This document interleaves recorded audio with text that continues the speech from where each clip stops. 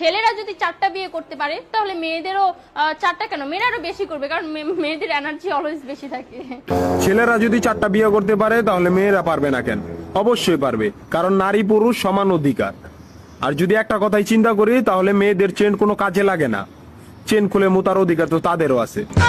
মালে আসেন, একটা চাবি দিয়া যদি 4টা তালা খোলা যায় ওটাকে বলা হয় মাস্টার কি, আর একটা তালা যদি 4টা চাবিতেই খুলে সেটাকে বলা হয় খাঙ্কি। ধরেন আপনি 4টা ইঁদুর পালেন, আপনার কাছে গর্ত আছে একটা, বাহিরে অনেক বৃষ্টি, বুঝেনি তো ওয়েদার ডিমান্ড, এখন 4টা ইঁদুরের একসাথে গর্তে ঢুকতে হবে, তখন আপনি কি করবেন? ধরলাম উপরে নিচে মিলাই আরো 2টা আছে, হ্যাঁ, তাহলে 4 নাম্বার ইঁদুরটা কই যাবো? কানের ফুটা দা না নাকের ফুটা দিয়া? হ্যাঁ, তার মধ্যে মাসের মধ্যে 7 দিন থাকে লকডাউন। আমি মানি, আমি না শুধু সবাই মানে মেয়েদের অনেক পাওয়ার, মেয়েদের অনেক এনার্জি। তাহলে দেশের মধ্যে ঘন ঘন লোডশেডিং হয় কেন? আমার মাথায় কোনোভাবেই ঢোকে না। একটা ছেলে যদি 4টা বিয়ে করে, 4টা ঘরে যদি 10টা সন্তান থাকে, তারপরও বাপের নামে একটাই থাকবো।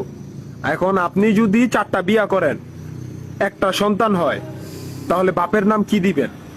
সলিমুদ্দিন, কলিমুদ্দিন, আনোয়ার, মনোয়ার, নাকি গড়ে মিলাইয়া জানোয়ার?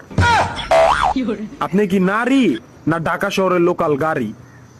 30টা সিট ফুল, 20 জন দাঁড়ানো, তারপরও বলে পিছনে সিট খালি, ওঠেন তাড়াতাড়ি, পিছনে সিট খালি, ওঠেন তাড়াতাড়ি।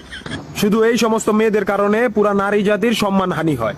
আমাদের উচিত সিটি কর্পোরেশনের কুত্তা মারার ইঞ্জেকশন দিয়া এদেরকে মেরে ফেলা, যাতে এদের জন্য অন্য কোনো মেয়েদের কেউ খারাপ নজরে না দেখে। মারানি কোনানকার।